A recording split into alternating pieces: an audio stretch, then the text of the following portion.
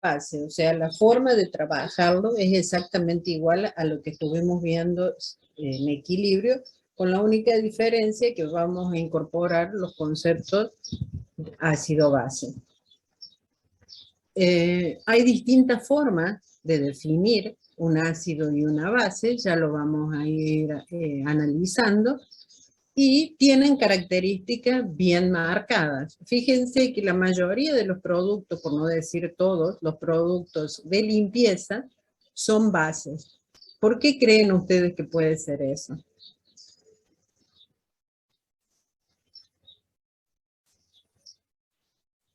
Ninguno Porque si tiene... fueran ácidos dañarían. Sí, una base fuerte también te puede dañar. Si vos querés limpiar una cañería, ¿qué le agregarías? O sea, compras un destapa cañería porque está tapada. Vieron que en invierno suele pasar eso, al tener grasa y en la temperatura fría lo que hace es que solidifique un poco más esa grasa, y si yo quiero limpiarla con un destapa cañería, voy a usar una base que es hidróxido de sodio. Esa base también daña. Si yo la toco con las manos, a mí me va a dañar la piel porque me va a atacar la grasitud de la mano. A ver quién otro piensa algo o sugiere otra teoría. Aquí comentan que porque disuelven las grasas, por su alto pH. Exactamente, o sea, la razón es fundamentalmente porque disuelven la grasitud o las grasas. Entonces, la mayoría de los productos de limpieza, si yo quiero limpiar los muebles de una cocina, ¿qué uso? Un producto que generalmente tiene un olor horrible, que es en base a amoníaco, justamente porque el amoníaco ataca la grasitud y bueno, lo va a limpiar. Entonces, cuando nosotros hablamos de ácidos, tienen sabor agrio, son corrosivos para la piel, enrojecen ciertos colorantes vegetales, disuelven sustancias, atacan a los metales desprendiendo hidrógeno y pierden sus propiedades al reaccionar con una base, es decir, se neutraliza con una base.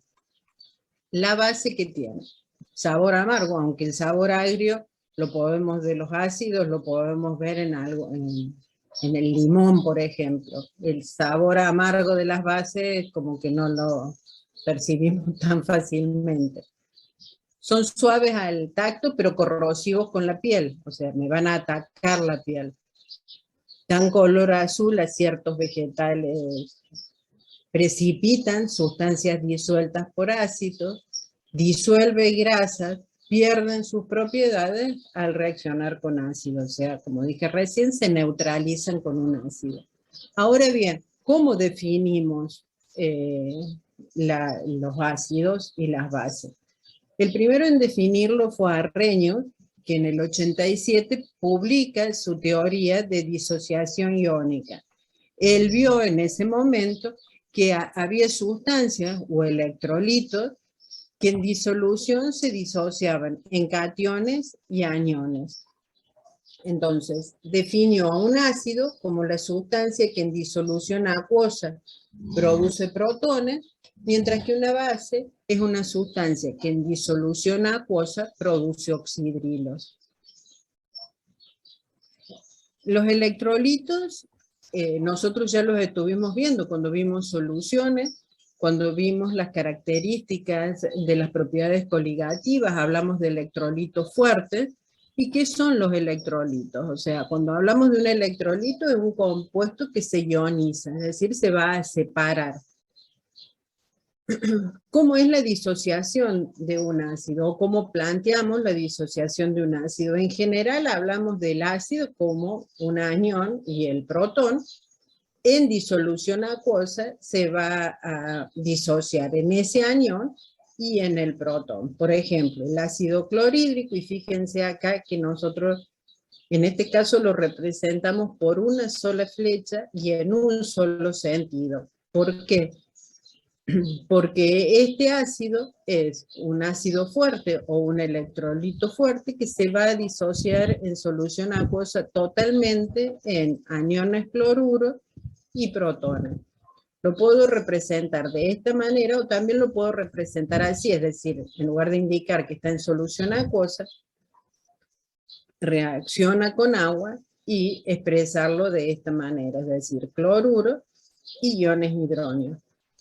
El ácido sulfúrico también está representado de esta manera y nosotros lo podemos representar a esa disociación como el anión sulfato más 2 protones. O también, como les decía recién, teniendo en cuenta, me falta el signo acá, el hidrógeno y el sulfato. El ácido sulfúrico es un ácido fuerte que tiene unas características especiales, ya vamos a ver cómo se llaman estos ácidos. Al perder 2 protones, el ácido sulfúrico, la primera disociación es fuerte, pero la segunda disociación es un ácido débil, es decir, el sulfato ácido, cuando pierde el otro protón, es un ácido débil. Entonces, ¿qué pasa con esto? Nosotros tenemos el ácido clorhídrico en disolución acuosa. El ácido clorhídrico es quien pierde su protón, se une al agua y forma lo que es el hidrógeno más el anión cloruro. Y las bases, ¿cómo sería la disociación de una base? La base la representamos de manera general así, es decir, el catión más el oxidrilo en disolución acuosa se disocia. En el catión más el oxidrilo, por ejemplo, el hidróxido de sodio, tendríamos sodio más oxidrilo. Profe, Sí. ¿podemos volver a la diapo anterior, por favor? No copié algo que justo iba rápido. ¿Está? No, la de los ácidos, perdón. ¿La de recién? ¿Esta? Sí, esa. Ya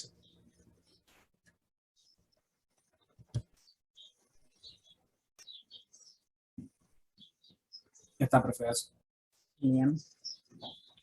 Entonces, la teoría de Bronsted-Lowry lo que dice es que los ácidos son sustancias que en disolución cede protones y la base es una sustancia que en disolución acepta protones. Entonces, nosotros acá ¿qué tendríamos? El amoníaco con el agua. Como el amoníaco frente al agua va a aceptar un protón del agua para formar el ion amonio, el amoníaco sería una base porque acepta ese protón, mientras que el agua en este caso estaría actuando como un ácido, es quien cede el protón al amoníaco, y entonces así se forma el ion amonio y el oxidrilo. Fíjense que acá, en este caso, las flechitas están representadas en los dos sentidos. ¿Por qué? Porque el amoníaco es una base débil, entonces no va a estar totalmente disociada o totalmente desplazado el equilibrio hacia la formación de los iones. ¿Qué es una neutralización? O lo que yo le decía recién. Sí, Julián, que veo que tenés la mano levantada. Profe, una consulta rápida. Entonces, por ejemplo, para saber si no supiéramos que, por ejemplo, el amoníaco es una, ¿cómo que habíamos dicho? Una base débil. Una base débil. Entonces, por ejemplo, si nosotros nos dan la reacción y vemos que tiene la flecha que indica hacia los dos lados, podemos saber que, por ejemplo, uno de los compuestos es débil. Una de las formas sería esa, pero ahora les vamos a dar las herramientas para que ustedes mismos sepan discernir o discriminar entre un ácido fuerte y uno débil, y una base fuerte y una débil. Ah, ok. O Gracias. sea, hoy lo vamos a ver a todo eso. Entonces, yo recién les decía que si teníamos un ácido, ese ácido se neutralizaba con una base, o viceversa, una base se podía neutralizar con un ácido. ¿Qué es eso de neutralizar? El protón que desprende el ácido con el oxidrilo que desprende la base forma el agua. Entonces, el anión, por ejemplo, el hidróxido de sodio se va a separar en sodio y oxidrilos, y el ácido clorhídrico en cloruros y protones. Entonces el oxidrilo de la base con el protón del ácido me va a formar el agua, mientras que el anión del ácido con el catión de la base me va a formar la sal. La sal generalmente va a estar disociada en agua. Otra de las teorías es qué pasa o cómo clasificamos cuando ese ácido o esa base no tiene protones. O sea, hay un montón de sustancias que son ácidas o que son bases y que no tienen ni protones ni oxidrilos. Entonces, ¿cómo los podemos diferenciar a esos compuestos para saber si es ácido o es una base? La teoría de Lewis es la teoría que me describe esa situación, y un ácido, dice, es una sustancia que contiene al menos un átomo capaz de aceptar un par de electrones y formar un enlace covalente coordinado, mientras que una base es una sustancia que contiene al menos un átomo capaz de aportar un par de electrones para formar un enlace covalente coordinado. Y acá, por ejemplo, tenemos este ejemplo. Y acá tienen que tener bien presente, por ejemplo, las estructuras de Lewis para saber, bueno, qué ácido o qué compuesto, mejor dicho, es capaz de aceptar electrones para formar ese enlace covalente coordinado, y qué átomo es capaz de ceder esos electrones para formar ese enlace. Fíjense que en el caso del tricloruro de aluminio, el tricloruro de aluminio no tiene ni protones ni oxidrilos como para que yo lo pueda identificar como un ácido o una base. Entonces, ¿qué ocurre acá? Como el aluminio no completa su octeto, nosotros tenemos la posibilidad de formar un enlace con los electrones que le va a ceder la base. En este caso, el amoníaco. Como el amoníaco tiene un par de electrones no compartidos, puede formar ese enlace formando este complejo, y el aluminio acepta esos electrones, entonces es un ácido, y sí, dije bien, el aluminio acepta esos electrones y el amoníaco cede esos electrones para formar el enlace, y entonces el amoníaco es una base. Fíjense que el amoníaco recién lo habíamos analizado también como que era capaz, para formar el ion amonio, era capaz de aceptar protones, o sea que el amoníaco lo podríamos diferenciar como una base por dos teorías diferentes. Es base de Lewis, pero también, como habíamos visto recién, es una base de Bronsted. ¿Por qué? Porque acepta un par de protones, como sería en este caso. Profe, ¿Sí? o sea que en este caso la teoría de Lewis no se basa en que si un ácido o una base es capaz de ceder o adoptar protones, sino electrones. Claro. O sea, las que estuvimos viendo, la de Arrhenius, la de Bronsted-Lowry, esa sí trabaja con protones u oxidrilos, si acepta o cede. La de Lewis lo que sirve es para poder diferenciar cuando ese compuesto no tiene protones, por ejemplo, o en su composición, para poder identificarlo. Se basa así en que cede o acepta electrones, o sea, la base cede electrones, el ácido acepta electrones. Ese es un ácido y una base de Lewis. Bueno, profe. ¿Y el enlace covalente coordinado es un enlace, es lo mismo que decir enlace covalente dativo? Claro, lo que pasa es que dativo ahora como que no se usa más. Bien. Generalmente se habla, pero es lo mismo, digamos. Es otra forma de decirlo, y la otra quedó más desactualizada. Ok, profe. Gracias.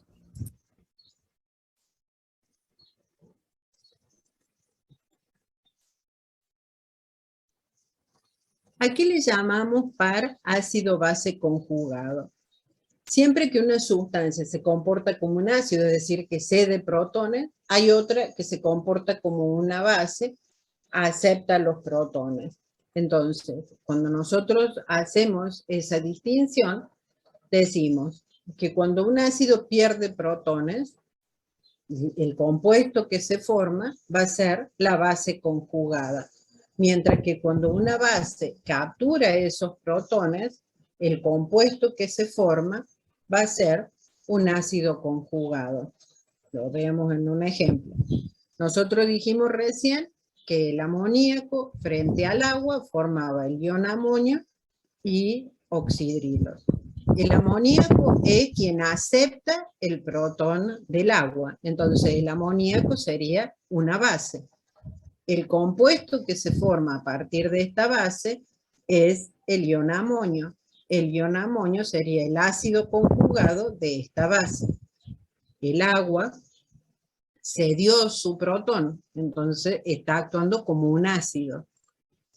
El oxidrilo que se forma a partir de esa cesión del protón sería la base conjugada. Entonces, siempre que yo tenga una reacción de este tipo, ácido-base, voy a tener su ácido y su base conjugada. Si la reacción fuera en este sentido, fíjense que el amoníaco que haría es quien cede el protón al oxidrilo para pasar de amonio a amoníaco. Entonces, este está actuando como ácido. El oxidrilo acepta ese protón para formarse el agua, entonces al aceptar el protón, el oxidrilo está actuando como una base. Cuanto más débil sea el ácido del que partimos, o la base de la que partimos, más fuerte va a ser su ácido o su base conjugada. Eso ya vamos a ver más adelante en qué aplicamos esa teoría. ¿Qué tendríamos que plantear ahora con respecto a la ionización del agua? El agua tiene una pequeña conductividad eléctrica, lo que me estaría indicando de que el agua está disociada en iones. ¿Cómo es la disociación de esos iones? Si yo tengo dos moléculas de agua líquida, tendría la formación de hidronios y de oxidrilos. O si lo planteo con una sola molécula de agua, serían protones y oxidrilos cuando se disocian. Si yo planteara el K de esa reacción, ¿cómo sería?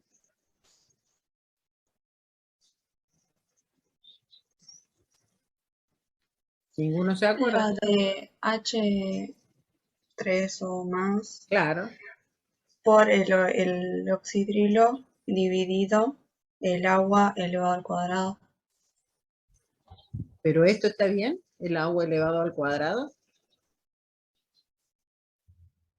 Y sí, tengo dos moléculas.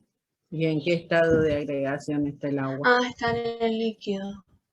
Entonces, No eso está en la cosa, no no se iría, considera. digamos. Exactamente. No se Entonces considera. sería, la K de equilibrio sería el producto de la concentración de hidronio por la concentración de oxidrilo. A ese K de equilibrio es lo que se conoce como K-water. K-water es la concentración de hidronio por la concentración de oxidrilo. A 25 grados centígrados, ese producto iónico del agua, el K-water, es igual a 1 por 10 a la, bueno, no lo tengo notado, 1 por 10 a la menos 14.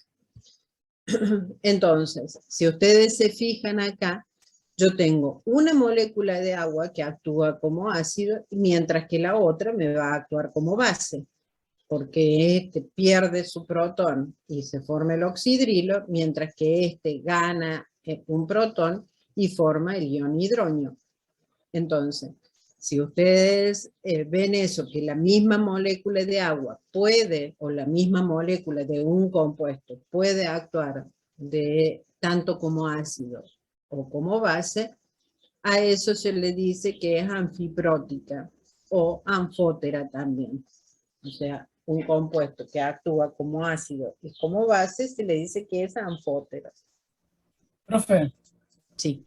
el K-Water siempre va a ser entre el hidronio y el agua y el oxidrilo. ¿Sí? Sí, sí, porque es el producto de disociación o el producto iónico del agua. El producto de disociación del agua. Entonces, o lo podés plantear así o lo podés plantear protones por oxidrilos, digamos, pero es exactamente lo mismo. Bueno, gracias. Entonces, lo que le decía era que a 25 grados centígrados ese producto de ionización del agua, el K-Water, es igual a 1 por 10 a la menos 14. ¿Qué me está indicando esto? Que si nosotros disociamos o calculamos la concentración de protones y de oxidrilos en el caso del agua pura, va a ser igual a 1 por 10 a la menos 7.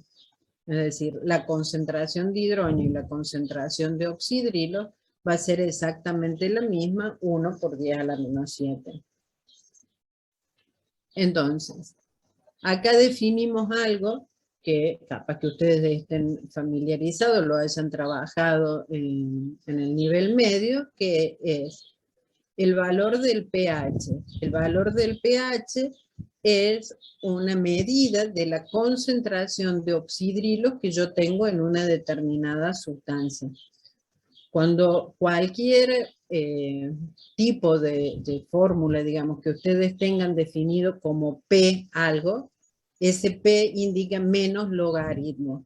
En este caso, como es pH, es menos logaritmo de la concentración de protones. Si yo hablo del pOH, sería menos logaritmo de la concentración de oxidrilo. Obviamente que si yo estoy hablando de en el caso del agua pura, donde dijimos que la concentración era 1 por 10 a la menos 7, en ese caso, ¿qué voy a tener?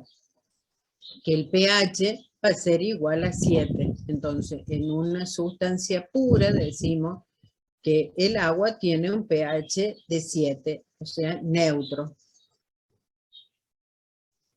Si nosotros hacemos o sabemos, mejor dicho, que el K-Water es la concentración de protones por la de oxidrilo y dijimos que era 1 por 10 a la menos 14, si ustedes se fijan acá y sabemos de este valor, también puedo expresar que el pH más el pOH va a ser igual a 14, porque si yo estoy en una sustancia agua pura, que voy a tener la misma concentración, dijimos, de oxidrilo que de hidrógeno. Entonces, si la concentración era 1 por 10 a la menos 7, el pH va a ser de 7, el pOH va a ser de 7 también. Entonces, la suma de pH y pOH va a ser de 14. Ahora bien, ¿cómo lo clasificamos? Todo compuesto que sea ácido va a tener un pH menor a 7. Todo compuesto que sea básico va a tener un pH mayor a 7. Todo compuesto que sea neutro va a tener un pH igual a 7. Y en todos los casos, el producto de la concentración de protones y la concentración de oxidrilo va a ser igual a 1 por 10 a la menos 14. ¿Dónde va a radicar la diferencia? Si yo tengo una sustancia ácida, tendré un valor más alto de hidrógeno y menor de oxidrilo, pero el producto siempre va a ser 1 por 10 a la menos 14. Si nosotros nos vamos a los básicos, sería exactamente lo mismo. Voy a tener un valor más alto de oxidrilo que de hidrógeno, pero el producto de los dos va a ser siempre 1 por 10 a la menos 14. Y acá quiero que marquen y lo dejen con un ojito, con algo que les quede bien grabado, que cuando nosotros hablamos de un ácido fuerte o de una base fuerte, esa característica de ácido de base fuerte no tiene nada que ver con el pH. O sea, yo puedo hablar de que tengo un ácido que tiene un pH de 1 y eso no me implica que ese ácido sea un ácido fuerte. Lo que me está indicando que me digan que tiene un pH de 1 es que tengo una alta concentración de oxidrilo, de hidrógenos. no significa de que ese ácido sea un ácido fuerte. Exactamente lo mismo con las bases. Las características de un ácido o de una base fuerte ya lo vamos a ver y me lo define la constante de equilibrio, si está o no está muy disociado de ese ácido. Pero un ácido fuerte no me lo da el valor del pH. Remarquen eso porque es muy fácil de que confundan esos conceptos. Ahora bien, entonces, ¿qué son electrolitos fuertes y qué son electrolitos débiles? Nosotros tenemos que un electrolito fuerte es un electrolito que está totalmente disociado. ¿Cómo lo representamos? De esta manera. Es decir, yo tengo, por ejemplo, el ácido clorhídrico en solución acuosa con una simple flecha. Yo voy a tener que está totalmente disociado en protones y cloruros. Y no voy a tener nada del ácido sin disociar. Si ustedes se fijan en la solución, yo tendría esto, o sea, estas serían las moléculas de hidrógeno que se me ha formado con la disociación y estas serían los cloruros que se me han formado con la disociación. En esta solución no tendría nada del ácido clorhídrico. Entonces, los ácidos fuertes son electrolitos fuertes. El ácido frente al agua me va a formar el hidrógeno y el cloruro, mientras que la base en solución acuosa me va a formar sodio y oxidrilos. ¿Cuáles son los ácidos fuertes? Ácido clorhídrico, bromhídrico, iohídrico, nítrico, perclorato, clorato y ácido sulfúrico. Estos son todos los ácidos fuertes que ustedes tienen.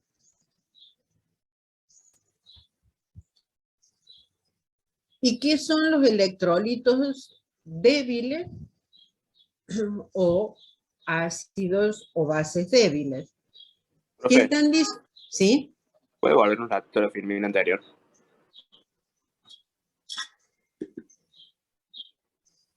Listo, gracias. El electrolito débil es un ácido que está parcialmente disociado. ¿Qué ocurre?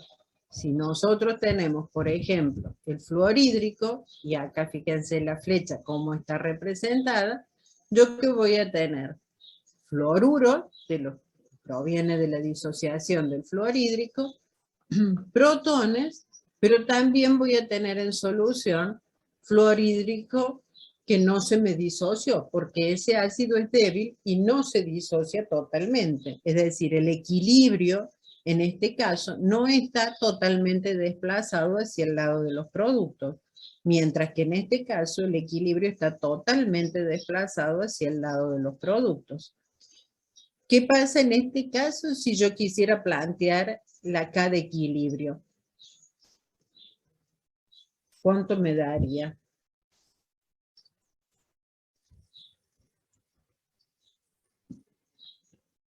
¿Cómo sería la K de equilibrio? Concentración de cloruro por concentración de protones sobre la concentración del ácido. Pero si de este dije que no me queda nada, Sería muy alto. Infinito, O sea, digamos, infinito. o muy alto. ¿Sí? O sea, generalmente no trabajamos con infinitos, pero hablamos de 100 para arriba. Eso ya significa que es un ácido fuerte o está totalmente disociado.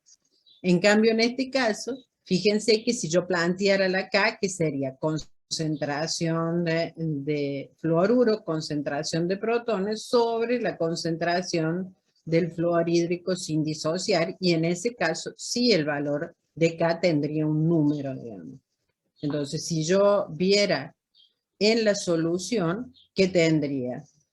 Moléculas de hidrógeno, moléculas de fluorhídrico y moléculas de fluoruro, o sea, los tres los tendría en solución.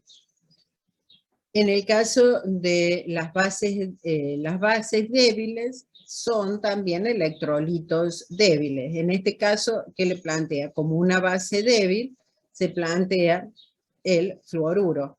¿sí? O sea, recuerden que el fluorhídrico sería el ácido, este sería la base, este sería el ácido conjugado y este sería la base conjugada. Entonces lo que ahora planteamos es la reacción inversa, que sería el fluoruro más el agua, que me da el oxidrilo y el fluorhídrico.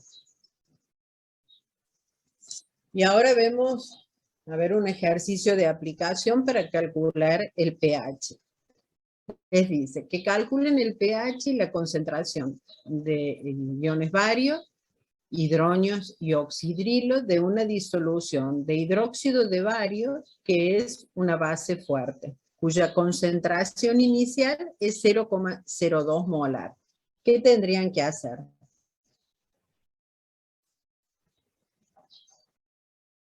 Antes la reacción primero. Claro, planteamos la reacción. Tendríamos el hidróxido de bario que se disocia en bario y 2 oxidrilos. ¿Qué concentraciones iniciales tenemos? Me dice que tengo una concentración de la base fuerte de 0,02 molar.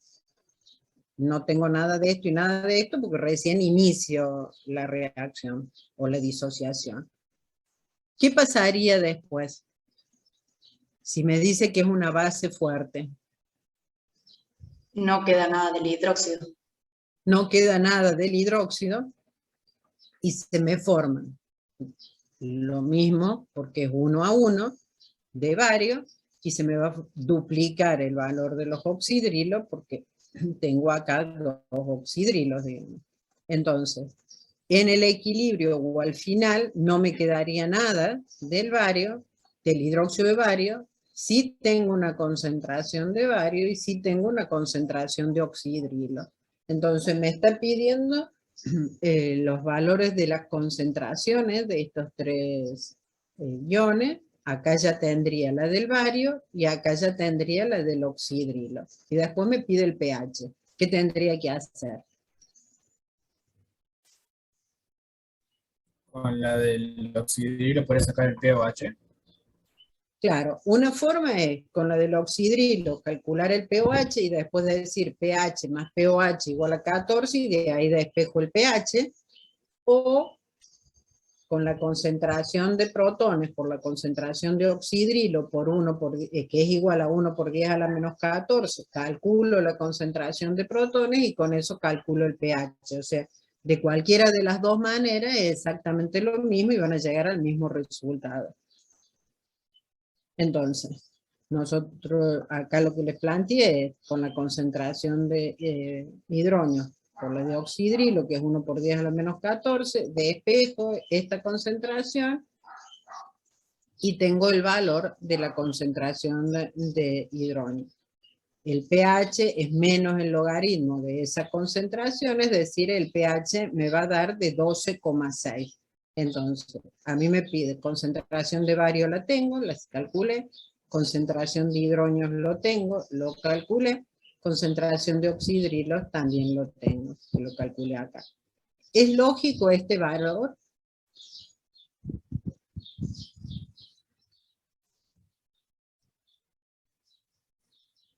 ¿Es lógico o no?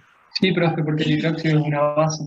Claro, el hidróxido es una base, o sea que me tiene que dar un valor superior a 7. No sé cuánto, pero bueno, superior a 7.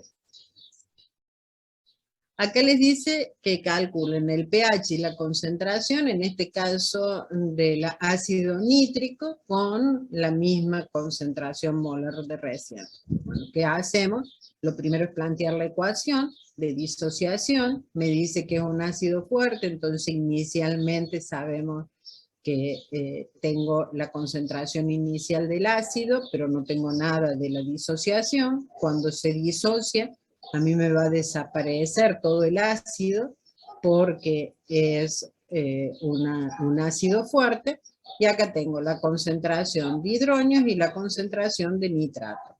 Con esta concentración de hidrógeno calculo los oxidrilos, que me da este valor, Y con esta concentración calculo el valor del pH. Entonces el pH sería menos el logaritmo de 0,02, me da 1,7. ¿Es lógico esto? Sí, porque me da menor a 1, perdón, menor a 7.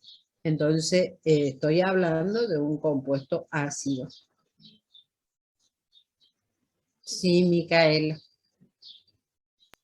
Uy, perdón, levanté 2 veces. Profe, yo quería preguntarle porque no logro entender cómo hay que calcular el pH. O sea, yo sé que tengo la inicial y El qué pH pasa lo cuando vas a esto... calcular. El pH lo tenés que calcular con la concentración final de protones en este caso, o hidronios, porque es un ácido. Y en el caso anterior, que vos tenías una base, yo con esto puedo calcular el pOH y de ahí calcular el pH, o como lo hicimos acá, calcular la concentración de protones y con eso calcular el pH. Entonces, el cálculo del pH va a depender de lo que yo utilice, si es una base o un ácido. Para calcularlo sí, porque cuando si vos disocias y es un ácido, directamente vas a tener la concentración de protones que necesitas para calcular el pH. En una base, si vos disocias, el valor que vas a obtener de ahí es la concentración de oxidrilos. Entonces, para calcular el pH necesitas la de protones o hidronios, pero lo podés hacer, suponte, con esto, que es como lo calculé yo ahí en el ejercicio, es decir, con esta ecuación, que la concentración de protones por la de oxidrilo es 1 por 10 a la menos 14, y de ahí despejas la concentración de protones y después calculas el pH con esta fórmula, o calculas el pOH porque vos tenés la concentración de oxidrilo, calculas el pOH, una vez que tenés el pOH, empleas esta fórmula de pH más pOH igual a 14, despejas de ahí pH, te quedaría 14 menos pOH, y vas a llegar al mismo valor que lo que llegamos recién. No sé si te quedó claro. ¿Y siempre aparece el hidronio, profe? El hidronio como si siempre aparece. Para Claro, calcular el porque pH sí o sí necesitas la concentración de hidronio. ¿Y de dónde va a aparecer ese hidronio? Suponte en esta base. ¿De dónde saco yo el hidronio de esta disociación? Esa es tu pregunta. Porque yo acá que tengo el hidróxido de bario que se me disocia en estos iones. ¿Y dónde está la concentración de hidronios? Del producto de la disociación del agua, porque esto está en solución acuosa. Entonces yo aparte voy a tener ese producto de disociación del agua, que no lo tengo en cuenta para sumarlo a la concentración de oxidrilo, porque la disociación del agua es 1 por 10 a la menos 7, entonces no me va a cambiar este valor. ¿Me explico? sí, profe. Calculo que sí. Vamos a ver. Gracias. O sea, la concentración de hidronio, les vuelvo a repetir, la pueden calcular como la calculé yo acá, y con este valor calcular el pH, o con este valor de oxidrilo calcular el pOH, y después como pH más pOH igual a 14, de ahí despejan el pH y les va a dar exactamente el mismo valor. Si quieren, a ver, ya se los hago. Si yo le aplico el logaritmo de 0,04,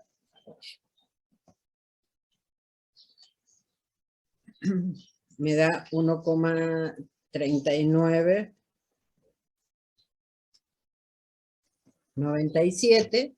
Si eso se lo resto a 14, me va a dar 12,6. O sea, llegamos exactamente al mismo resultado.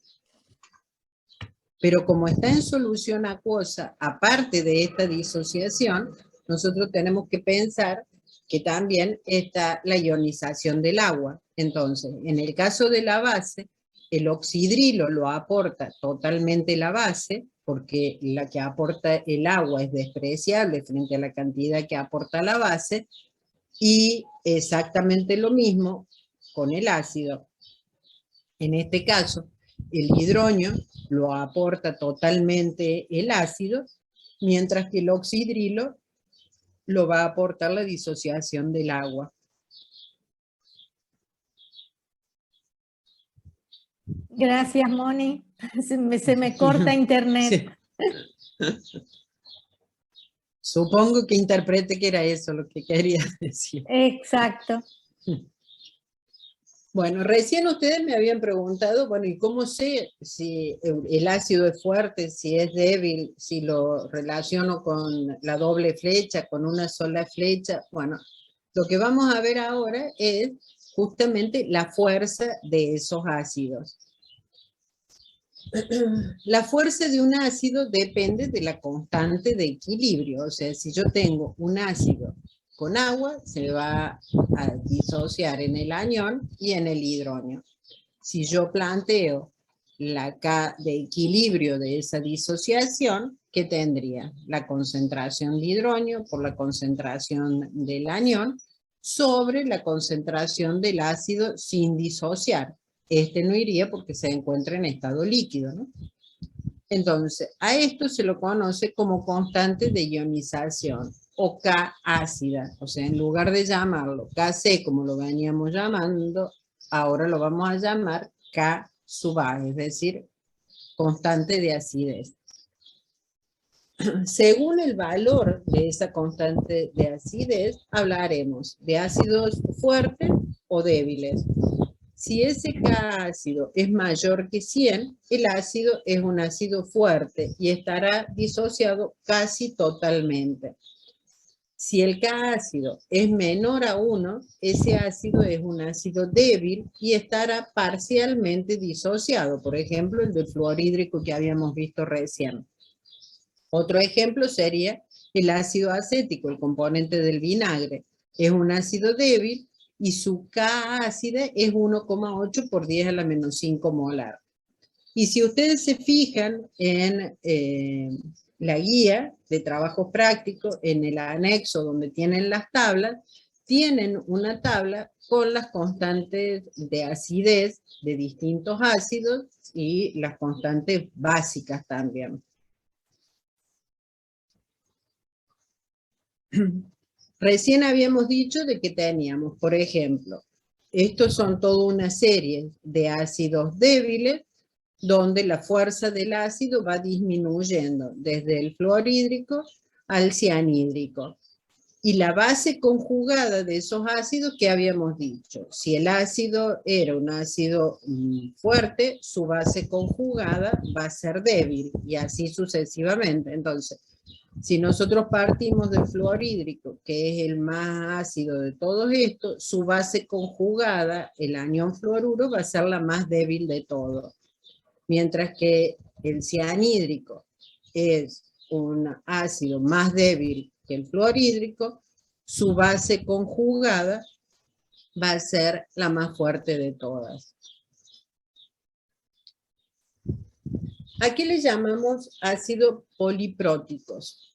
Los ácidos polipróticos son aquellos que pierden más de un protón. Sí, Emanuel. Sí, profe, en la figura anterior dice que estaría con 100 mayores 100, estaría disociado casi en su totalidad, pero no era que si es ácido fuerte se disocia completamente. Sí, pero lo tomamos así, o sea, como que está totalmente disociado y prácticamente no existe, ¿cómo es?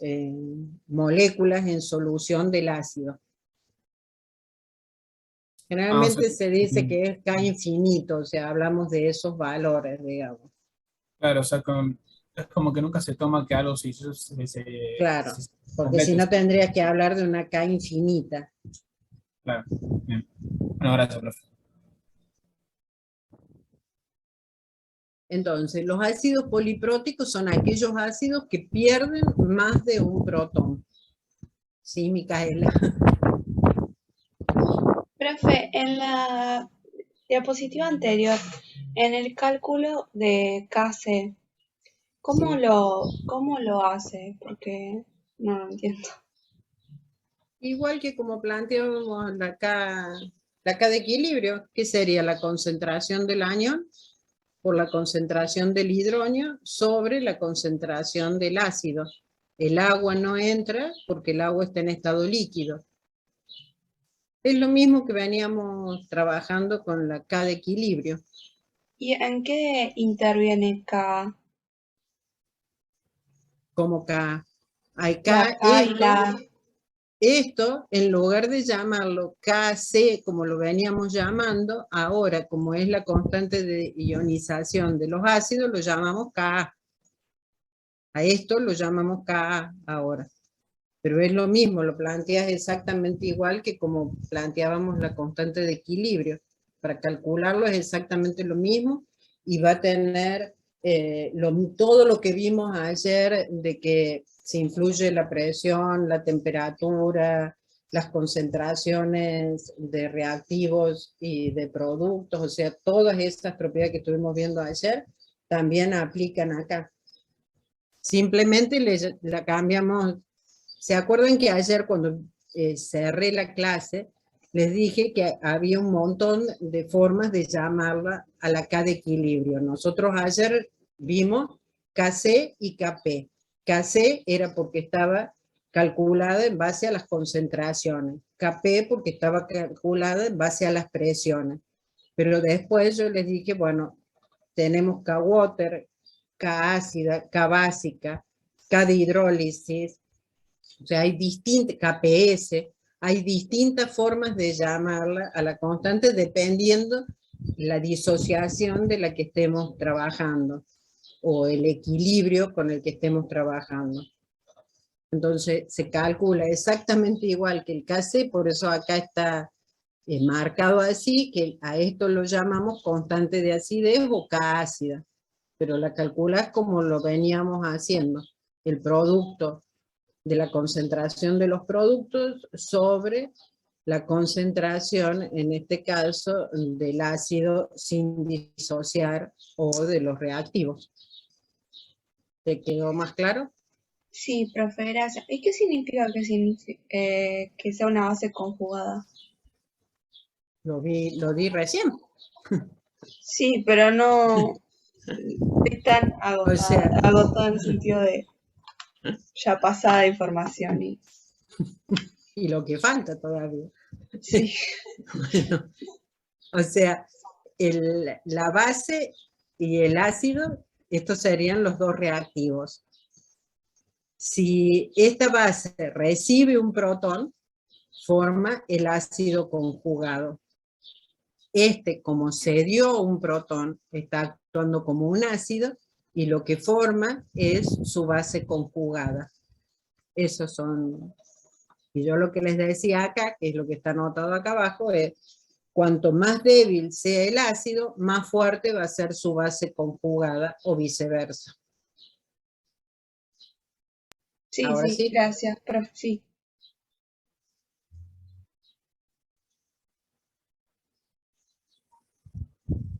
Bueno, entonces, sí. Dije que los ácidos polipróticos son aquellos que pueden ceder más de un protón. Por ejemplo, el ejemplo que yo les había dado recién del ácido sulfúrico. Otro caso sería el ácido carbónico. El ácido carbónico se disocia y pierde primero un protón. Ese carbonato ácido vuelve a perder un protón y forma el ion carbonato y los hidrógenos. Para cada una de estas disociaciones, yo voy a tener un valor de K ácido. En el primer caso sería la concentración de hidrógeno por la de por la del carbonato ácido sobre el ácido sin disociar, y en el segundo caso sería la concentración de hidrógeno por la del ion carbonato sobre la del carbonato ácido. Cada una de esas disociaciones va a ir siendo cada vez más débil a medida que vaya perdiendo los protones. Fíjense en la guía en la tabla esa donde ustedes tienen los valores de K, que aquellos que sean ácidos polipróticos van a tener 2 valores de constante ácida. Entonces, la K ácida 1 siempre va a ser mayor que la K ácida 2, salvo en disoluciones muy diluidas se puede considerar que la primera etapa de la ionización de ese ácido es quien aporta todos los protones o todos los hidronios. Entonces no hace falta trabajar con las 2 constantes ácidas. Las constantes sucesivas entonces siempre van disminuyendo. Y dentro de los ácidos polipróticos que yo les daba recién como ejemplo, el ácido sulfúrico, donde es un ácido fuerte, pero la segunda disociación es de un ácido débil. Si ustedes se fijan, ahí en la tabla, le figura el sulfato ácido, no el ácido sulfúrico, sino el sulfato ácido con un K ácido. ¿Qué otra cosa tenemos que tener en cuenta cuando hablamos de la disociación de un ácido? Es el porcentaje de ionización. Si nosotros habláramos de un ácido fuerte, ese porcentaje de ionización sería del 100%, es decir, está totalmente disociado. Mientras que en los ácidos débiles, a medida que va avanzando, dependiendo, mejor dicho, de la concentración inicial del ácido, el porcentaje de ionización va a ir disminuyendo. ¿Y qué es ese porcentaje de ionización? Es la concentración del ácido ionizado sobre la concentración inicial del ácido por 100. A la concentración inicial del ácido la representamos de esta manera. Esto indica que es la concentración inicial del ácido, lo que yo puse para que se disociara. Entonces, supónganse, para un ácido monoprótico, como sería representado de esta manera, supónganse el clorhídrico, ¿cómo calculo? No sería el fluorhídrico, tendría que ser el fluorhídrico. ¿Cómo calculo el porcentaje de ionización? La concentración de protones de esa disociación del fluorhídrico sobre la concentración inicial del fluorhídrico por 100. Y eso me da el porcentaje de ionización que tengo. Y para hacerlo más claro, vamos a ir viendo, bueno, que en ciertas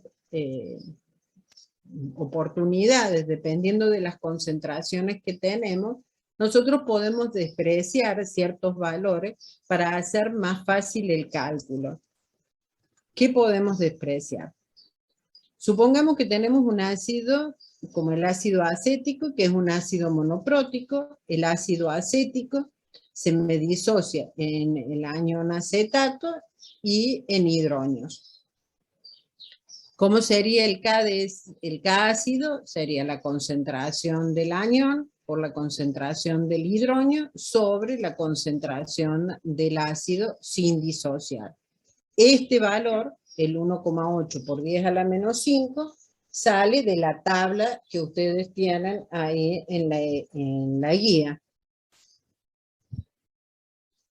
La concentración de hidronios proviene de la disociación del ácido y la del agua también, que es lo que le decíamos recién. La cantidad que aporta el agua es del orden de 1 por 10 a la menos 7. Por lo tanto, la despreciamos y suponemos que el hidronio proviene o lo aporta totalmente el ácido. Entonces, la concentración de hidronio va a ser igual a la concentración de iones acetatos, y esa es la primera suposición que generalmente vamos a hacer para calcular concentraciones o cuando trabajamos con ácidos. La otra es que la concentración del ácido es la concentración inicial Es decir, esta es la segunda suposición, debido a que se disocia muy poco. Entonces, la concentración esta no tomamos en cuenta lo que se me disoció, lo que pasó de acá a aniones, no lo tenemos en cuenta. Entonces, esa concentración inicial es la segunda suposición que vamos a hacer y vamos a trabajar directamente con la concentración inicial, la que yo puse para que reaccionara. Y ahora a ver con un ejemplo, a ver si es más fácil. Partimos del ácido acético, que para hacerlo más sencillo lo representamos de esta manera. Un ácido acético con una concentración 1 molar. El ácido acético se disocia en hidrógeno y iones acetato con una concentración inicial de 1 molar. No tenemos nada de hidrógeno ni nada de acetato. Después de un cierto tiempo me va a reaccionar X, se me va a formar X de hidrógeno y X de acetato, y en el equilibrio yo voy a tener 1 menos X, 1 menos X, X y X. Entonces, el K ácido sería la concentración de hidrógeno por la concentración de acetato sobre la concentración del ácido sin disociar, y este valor que lo calculamos, o lo sacamos mejor dicho, de la tabla de valores de K ácida. Teniendo en cuenta todas las suposiciones que planteamos recién, habíamos dicho que suponemos que la concentración de hidrógeno y la de acetato es la misma, entonces yo a esto lo puedo representar como X al cuadrado. Y 1 menos X. De ahí despejamos la concentración de hidrógeno.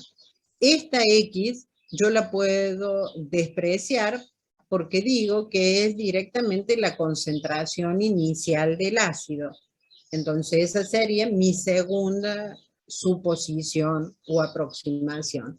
Entonces de ahí yo puedo despejar directamente la concentración de hidrógeno o X, que me quedaría la raíz cuadrada de K ácido por 1 en este caso. Entonces me da 4,24 por 10 a la menos 3. Esa sería la concentración de hidrógenos que yo tengo. Ahora, ¿cómo verificamos si esas suposiciones que hicimos son correctas? La primera suposición habíamos dicho que la concentración de hidrógeno era igual a la del acetato y no tomábamos en cuenta la del agua. Es correcto porque fíjense que 4,24 por 10 a la menos 3, que es lo que me aportaría el ácido, es muchísimo mayor a 1 por 10 a la menos 7, que es lo que me aporta el agua. Entonces esa suposición está bien que la hagamos. La segunda suposición es que la concentración del ácido directamente tomarla como la concentración inicial, es decir, despreciar el valor de la X acá. Es 1 menos 4,24 por 10 a la menos 3 es aproximadamente 1, o sea que también es válida esa suposición. ¿Y cómo sabemos si esa suposición es válida? Porque si yo calculo esto, es decir, ese porcentaje de ionización, me tiene que dar siempre menor al 5%. Si me da menor al 5%, significa que esta suposición es válida y yo puedo tomar o despreciar este valor de X. Veamos el mismo caso, pero con una concentración un poco menor del ácido acético. Planteamos exactamente lo mismo que recién. La concentración inicial del ácido es 0,01, no tengo nada ni de hidrógenos ni iones acetatos. En el cambio se me descompone X y se forma X de hidrógeno y X de acetato, y en el equilibrio tendría esto. Planteamos la K de equilibrio para ese ácido, o la K ácida, y la primera suposición que dijimos que la concentración de hidrógeno y la concentración de acetatos era la misma, de ahí despejamos la concentración de hidrógeno, me da 4,24 por 10 a la menos 4, frente al menos 7, también es válida esa aproximación, y no tenemos en cuenta el X. Ahora, la verificación entonces sería, despreciamos el aportado por el agua, es correcta. ¿Qué pasa con lo que se ha disociado? Me da aproximadamente 0,01. Si yo calculo el porcentaje de ionización, vemos que sigue siendo menor al 5%, o sea que todavía es factible de que yo desprecie el valor de X para calcular la concentración de hidrógeno. Y vamos con otro caso más, aún más diluida. El mismo ácido, planteamos exactamente lo mismo, planteamos el K ácido, y tenemos en cuenta las suposiciones. Despreciamos el valor de X, calculamos la concentración de hidrógeno 1,34 por 10 a la menos 4. Si a eso lo comparamos con lo que aporta el agua, vemos que es razonable despreciarlo, sigue siendo mucho mayor. ¿Y qué pasa en este caso? La concentración de 0,001 menos 1,34 por 10 a la menos 4, ¿es válido hacer ese cálculo? Cuando calculamos la concentración, el porcentaje de ionización, nos da 13,4. Es mayor o es superior al 5%. Entonces, en este caso, no es válido esta suposición. Y entonces, en ese caso, lo que tendríamos que hacer es calcular, en lugar de esta manera, calcularla por Bhaskara a resolver esta ecuación aplicando Bhaskara. Entonces, en ese caso, tendríamos que obtener el valor de X empleando esa ecuación. ¿Tienen alguna duda con respecto a eso? A mí no me quedó claro, profe, cómo era el tema de las suposiciones, cómo se deducían. No me terminó de cerrar la idea. O sea, hay dos suposiciones. Una suposición es de que tomamos que lo que aporta, quien aporta el mayor porcentaje de hidrógeno es el ácido, por más que sea débil. Entonces, no tenemos en cuenta la disociación del agua, ¿sí? Los hidrógenos que aporta el agua.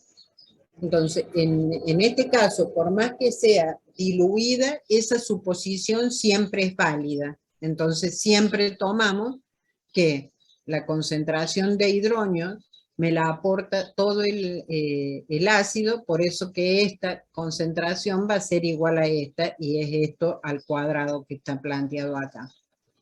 La otra suposición es despreciar esta X, es decir, considerar que la concentración es la concentración inicial del ácido, es decir, el 0,001.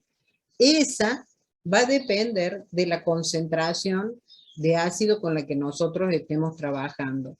Si la concentración de ácido es muy diluida, esa suposición no la podemos hacer. Y entonces tenemos que trabajar con toda esta ecuación sin despreciar este valor.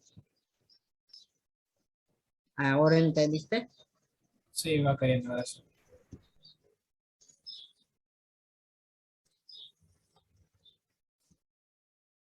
Para ver un poquitito más, me dice que calcular el pH y la concentración de fluoruros, hidrógenos y oxidrilos de una disociación de ácido fluorhídrico 0,5 molar. Fíjense en la tabla, esa que les digo que tienen en la guía, cuál es el K ácido del ácido fluorhídrico. Planteamos la ecuación, planteamos la disociación inicial como es, partimos de 0,5, se disocian como es monoprótico por cada uno que se me disocia de fluorhídrico se me va a formar un hidronio y un fluoruro, y en el equilibrio tendría esto que tienen planteado ahí. Planteamos el K ácido, que sería la concentración de fluoruro por la concentración de hidronio sobre la concentración del ácido sin disociar. Recuerden que esta no va porque es líquida. Y entonces ahí que planteamos X, ¿qué valores tengo en el equilibrio? X y X sobre 0,5 menos X. Y este valor, el 6,8 por 10 a la menos 4, es el dato que ustedes sacan de la tabla, del valor del K ácido. Entonces, de ahí despejan el valor de X haciendo las suposiciones que hicimos recién, es decir, despreciamos esto y directamente lo sacamos como la raíz cuadrada. Y si verificamos, vemos que la concentración que a nosotros nos dio, es decir, la concentración del ácido disociado sobre la del, la del anión o la del protón disociado sobre la del ácido inicial por 100 me da 3,6.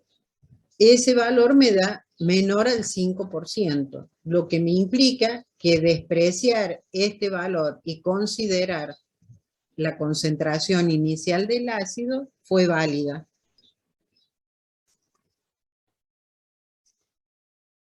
¿Alguna pregunta?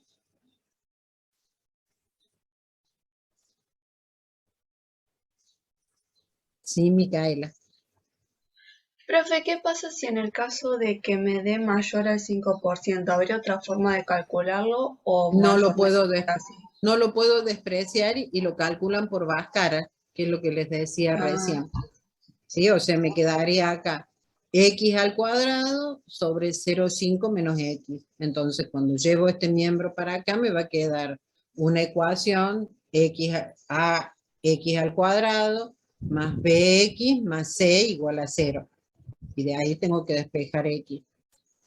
O sea, ¿qué significa esto? Que ustedes si quieren, para evitar hacer este cálculo y si tienen que volver y demás, directamente lo pueden resolver acá aplicando Bhaskara, o sea, va a estar correcto.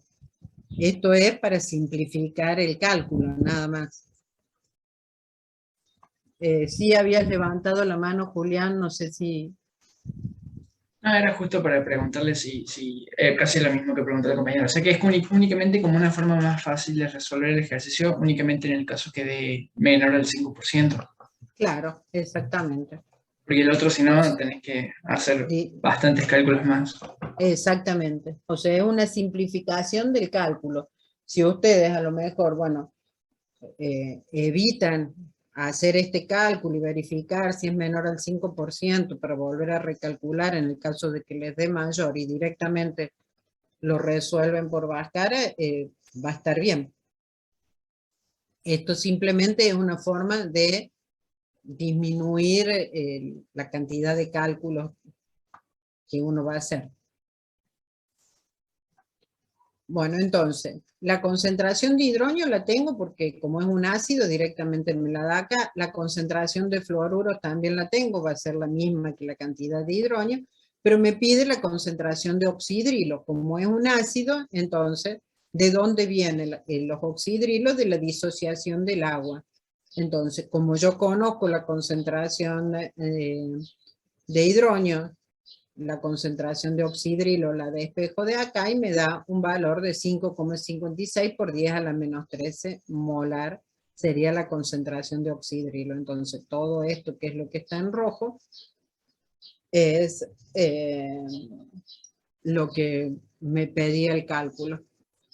Y estoy viendo, yo no calculé el pH.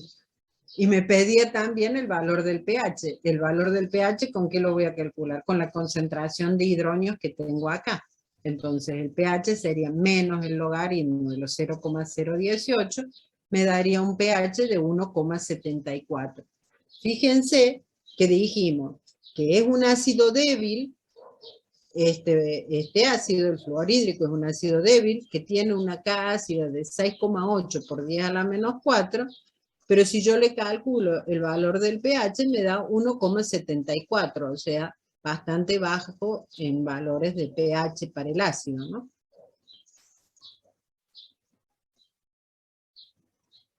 Y acá lo damos vuelta al ejercicio, es decir, me dice que el ácido benzoico está ionizado en un 0,8% en una disolución 1 molar y nos piden que calculemos el K del ácido benzoico. Entonces, planteamos la ecuación.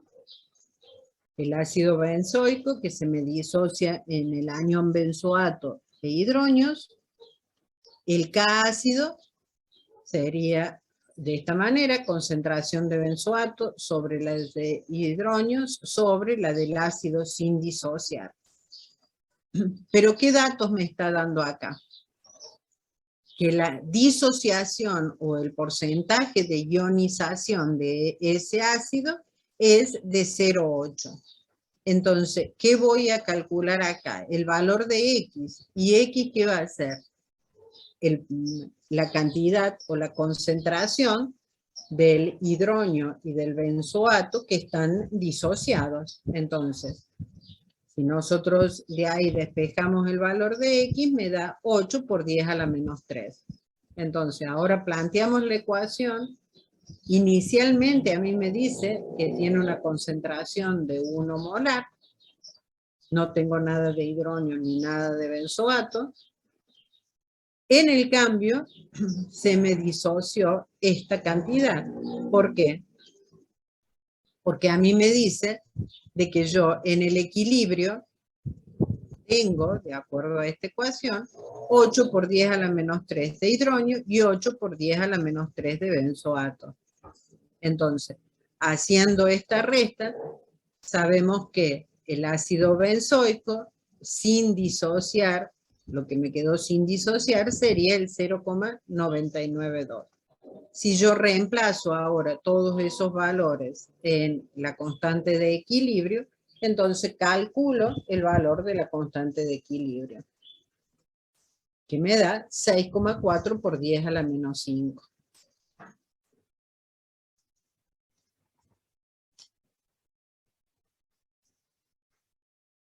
Vamos con las fuerzas de las bases. Exactamente igual que lo que planteamos recién para los ácidos, vamos a plantear para las bases. Las bases en disolución acuosa, la fuerza de esa base va a depender de una constante de equilibrio, que en este caso la vamos a llamar KB o K básica. Entonces, la constante, si se disocia una base, sería la concentración de oxidrilo por el catión sobre la base sin disociar, y a lo que nosotros antes de eso lo llamábamos constante de equilibrio, ahora lo vamos a llamar constante básica. La forma de trabajar es exactamente lo mismo que lo que vimos recién con los ácidos. También, dependiendo de las concentraciones, vamos a trabajar haciendo las mismas, despreciando los mismos que hicimos recién. Para validarlo, vemos con el porcentaje de ionización. También podemos trabajar con el porcentaje de ionización como hicimos recién con los ácidos. O sea, es exactamente lo mismo, con la única diferencia que el K básico me está haciendo referencia a la disociación de una base. Y para definir la fuerza de ácidos y bases, también podemos utilizar el pK. El pK, yo recién les decía que todo aquello que signifique que tenga P con un valor es menos el logaritmo de ese valor. Entonces, si yo hablo del pK ácido, sería menos el logaritmo del K ácido, y si hablo del pK básico, sería menos el logaritmo de la K básica. Cuanto mayor es el valor de K ácido o K básico, mayor va a ser la fuerza del ácido o de la base, que es lo que vimos recién. Si nosotros tenemos valores muy por debajo de 1, dijimos que eran bases débiles o ácidos débiles, y si eran superiores a 100 eran ácidos o bases fuertes. Igualmente, entonces también lo podemos definir con el valor, si ese es un ácido fuerte o una base fuerte, también lo podemos definir con el valor del pK. Cuanto mayor es el valor de pK ácido o pK básico, menor va a ser la fuerza del ácido o de la base.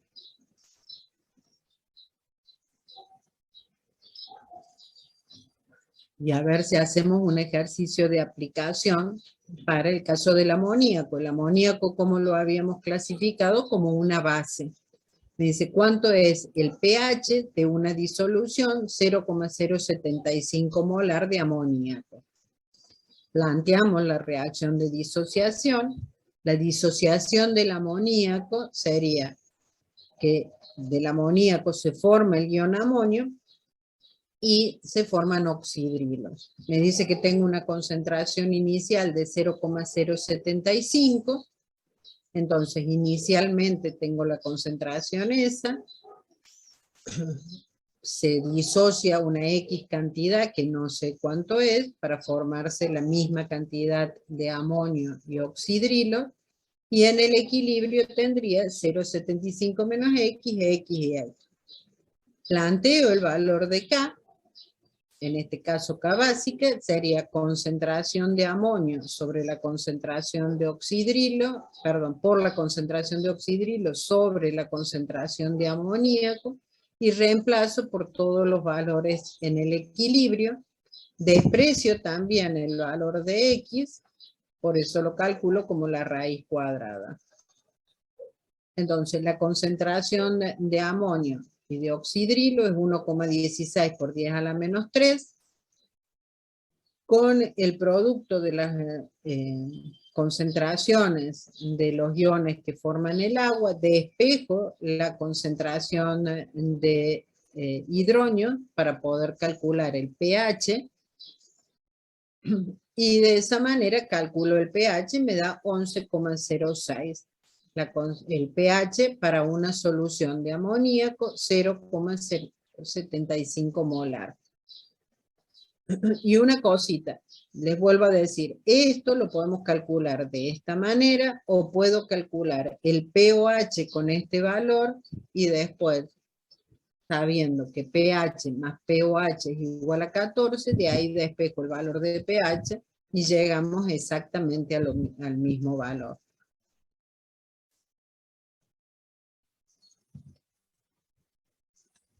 No sé si tienen alguna pregunta hasta acá.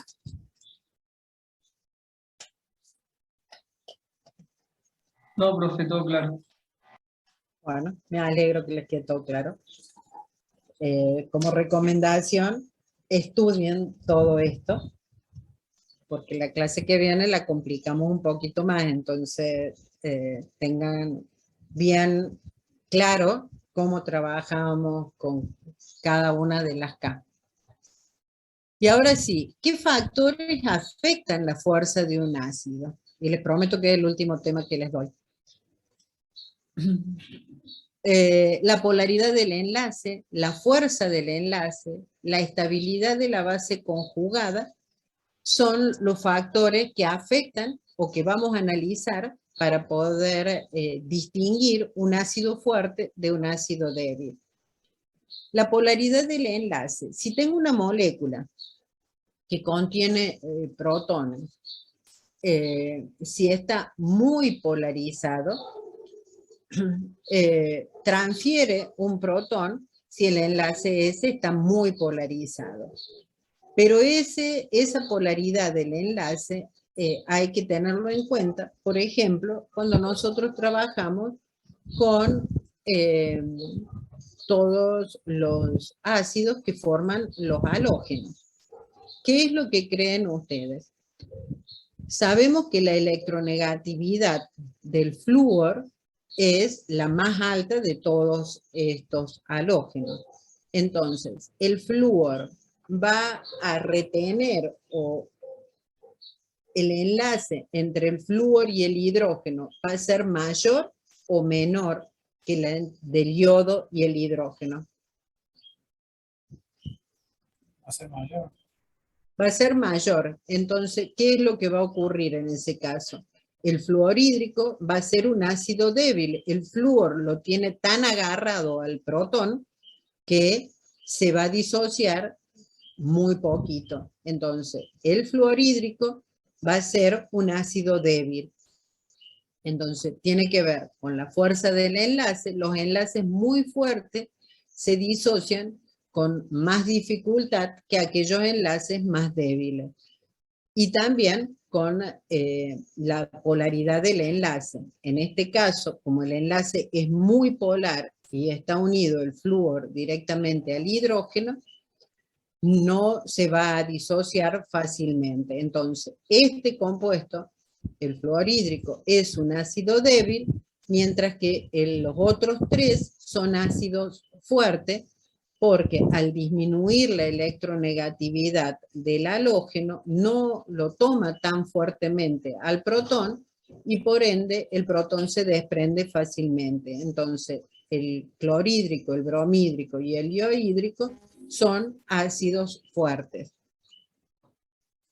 La fuerza del enlace iría, el fluorhídrico es un ácido débil y los otros tres son ácidos fuertes. Si nosotros vemos en la tabla periódica, la fuerza del ácido aumenta en este sentido. El fluorhídrico es débil y los otros tres son fuertes, y el más fuerte de todo es el iohídrico. Otra cosa a tener en cuenta, pero por ahí es más complicado poder diferenciarla, es cuán estable es la base conjugada.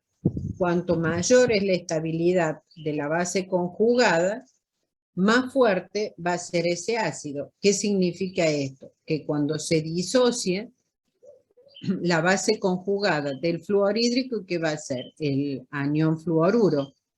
Cuanto más estable sea ese anión fluoruro, o vamos con el cloruro, mientras más estable sea el cloruro, más difícil va a ser que la reacción sea irreversible. Entonces, por eso, mientras más estable sea la base conjugada, más fuerte va a ser ese ácido. Como recién ese análisis lo hicimos en un periodo. ¿Cómo serían las propiedades ácidos-base de los hidruros cuando nos movemos en la tabla periódica, pero nos movemos en un periodo, no en un grupo como lo analizamos recién? Si nosotros arrancamos en la tabla periódica, por ejemplo, con el hidruro de sodio, es decir, con un hidruro metálico del grupo 1, cuando se disocia el hidruro de sodio, ¿qué voy a tener? El catión. Y en este caso sería un hidrógeno con carga negativa, porque los hidruros metálicos, el hidrógeno está actuando como -1. Entonces, ese hidrógeno con carga negativa, cuando reacciona con el agua, desprende hidrógeno y forma el oxidrilo. Entonces, el hidruro de sodio en solución acuosa me va a dar una solución básica.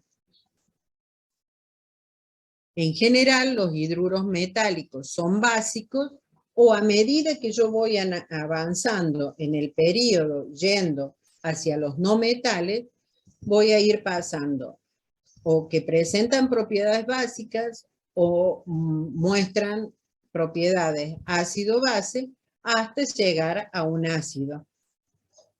Supónganse, nosotros partimos del sodio, vamos avanzando en la tabla periódica y llegamos, en el caso del cloro, que sería un ácido.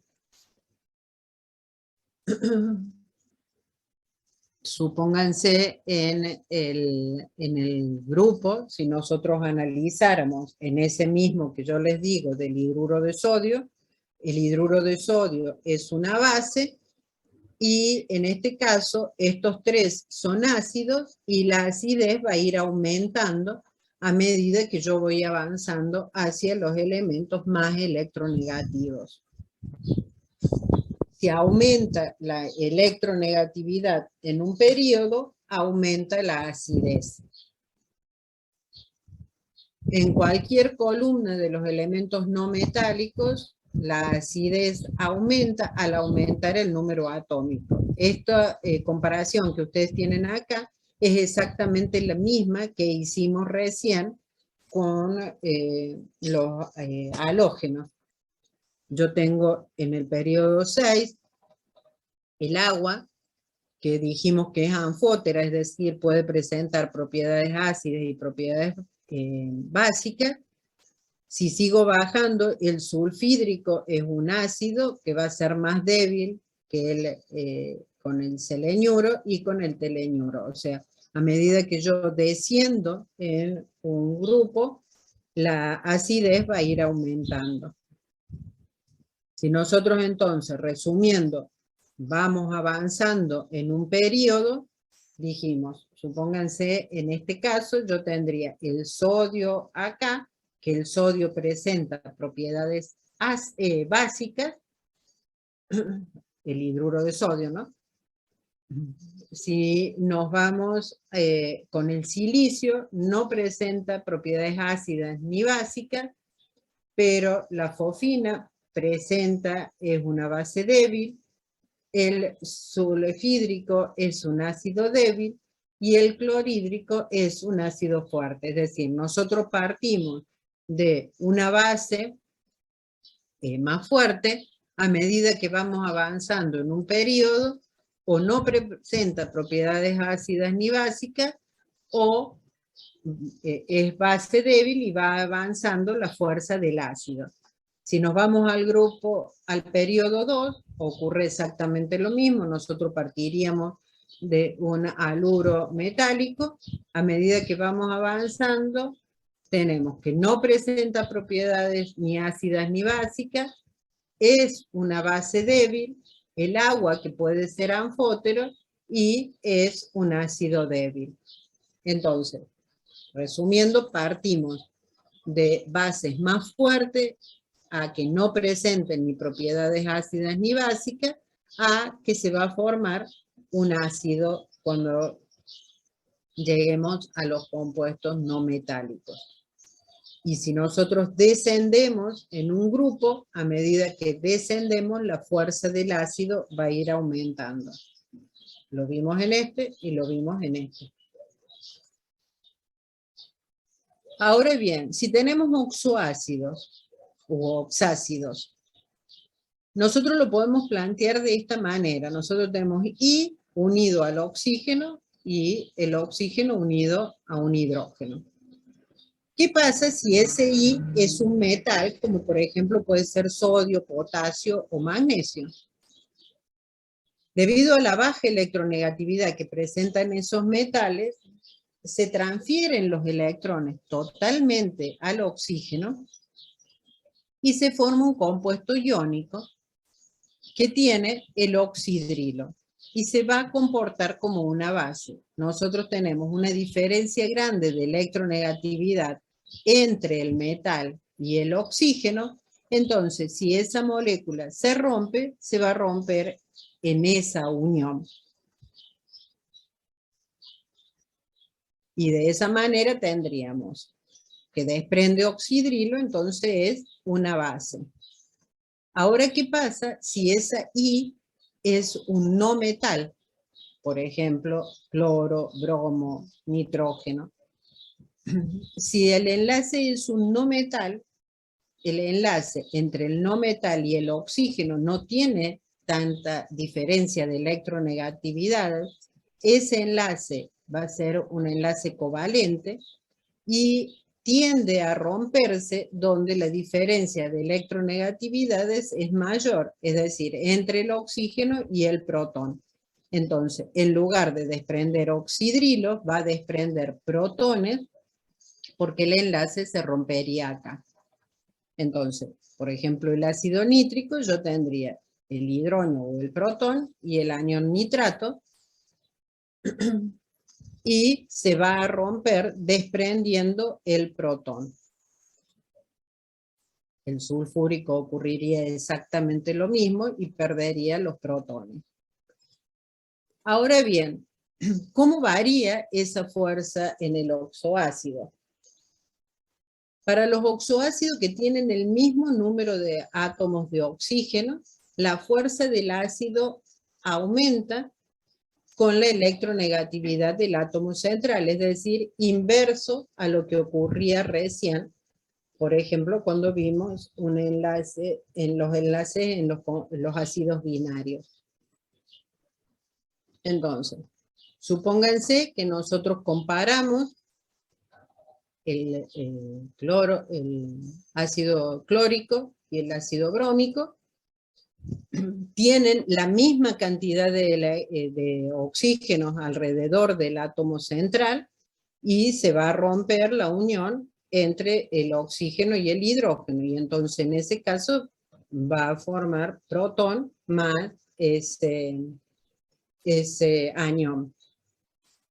Entonces, si nosotros vemos los valores de cada ácido, a medida que descendemos en la tabla periódica, el valor del cada ácido va a ir disminuyendo a medida que va disminuyendo la electronegatividad de ese ácido.